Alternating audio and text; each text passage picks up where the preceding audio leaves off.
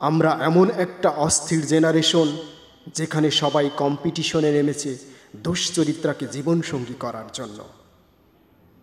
এখানে একটা কথা বলে রাখি, আমি বলছি না কে কাকে পছন্দ করবে, আমি বলছি নিজে দুশ্চরিত্র হয়ে দুশ্চরিত্রাকে জীবনসঙ্গী করার প্রতিযোগিতা। এই জেনারেশনের বাস্তব চিত্র নিয়ে কথা বলছি।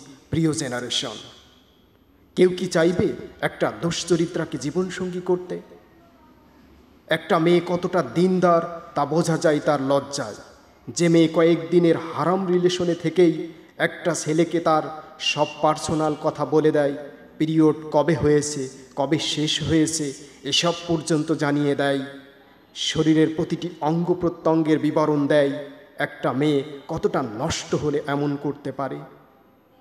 আর যখন আমি এদেরকে নষ্টা পতিতা বেশ্যা বলি, তখন অনেকে আমার কমেন্ট বক্সে এসে বলে, ভাইয়া এতটা কড়া ভাষা ব্যবহার করা ঠিক না।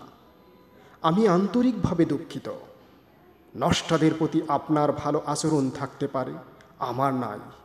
তাদের প্রতি কোমল আচরণ করা আমার গায়রতের সাথে যায় না, আমার ব্যক্তিত্বের সাথে যায় না।